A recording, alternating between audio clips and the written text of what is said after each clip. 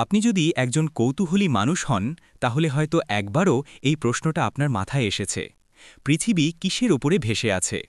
এবং যদি আপনি এই বিষয়টি আগেই জানেন, তবে নিশ্চয়ই আপনি জানেন না যে পৃথিবী কেন সূর্যের চারপাশে ঘুরছে। আপনি হয়তো ভাবছেন, পৃথিবী কি কোনো ধরনের শক্তির ওপরে ভেসে আছে, বা পৃথিবী আসলে কোথায় অবস্থান করছে। যদি এই বিষয়ে আপনি খুব একটা অবগত না হন, তবে এই ভিডিওটি মনোযোগ দিয়ে দেখুন, কারণ এখানে এমন কিছু রহস্য উন্মোচন করা হবে যা আপনাকে অবাক করে দিতে পারে। এখন আপনি নিশ্চয়ই ভিডিওতে দেখতে পাচ্ছেন যে পৃথিবী সূর্যের চারপাশে ঘুরছে। তবে পৃথিবীর নিচে কোনো সুনির্দিষ্ট শক্তি বা বস্তু নেই, একদম ফাঁকা মহাকাশ। এটাই প্রকৃত সত্য। কিন্তু প্রশ্ন উঠছে, পৃথিবী এই অবস্থায় কেন রয়েছে? পৃথিবী কি সূর্যের মাধ্যাকর্ষণ শক্তি থেকে মুক্ত হতে পারে না? পৃথিবী যদি সূর্যের মাধ্যাকর্ষণ শক্তির অধীনে আবদ্ধ থাকে, তবে কেন পৃথিবী সূর্যের দিকে প্রবাহিত হয়ে গিয়ে সূর্যের মধ্যে ঢুকে যায় না? এটি এমন একটি প্রশ্ন যেটি অনেকেরই মনে আসতে পারে। এবং যদি এটা শুধুমাত্র মাধ্যাকর্ষণ শক্তি না হয়ে থাকে, তাহলে কি শক্তি পৃথিবীকে মহাকাশে স্থিতিশীল অবস্থায় রাখছে? আসলে পৃথিবী কোনো কঠিন অবজেক্টে ভাসছে না, বরং পৃথিবী নিজেই মহাকাশে একটি নির্দিষ্ট কক্ষপথে ঘুরছে।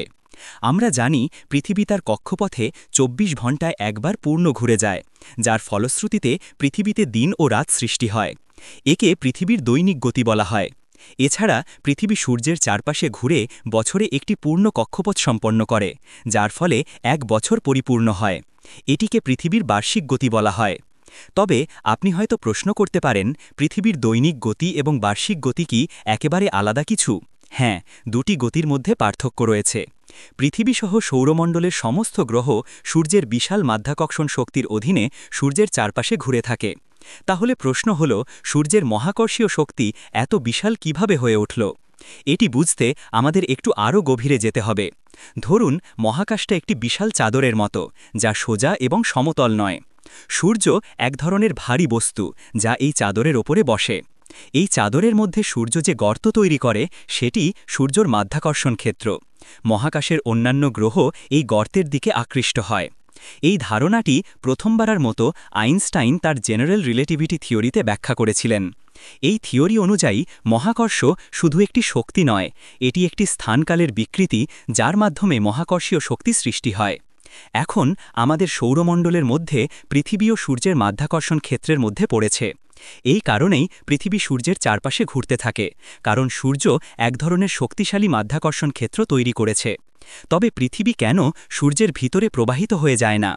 এর উত্তর হল, পৃথিবী সূর্যের মাধ্যাকর্ষণের অধীনে থাকলেও পৃথিবীর গতি এবং সূর্যের ভর দুটি একে অপরকে একটি স্থিতিশীল অবস্থানে রাখতে সহায়তা করে।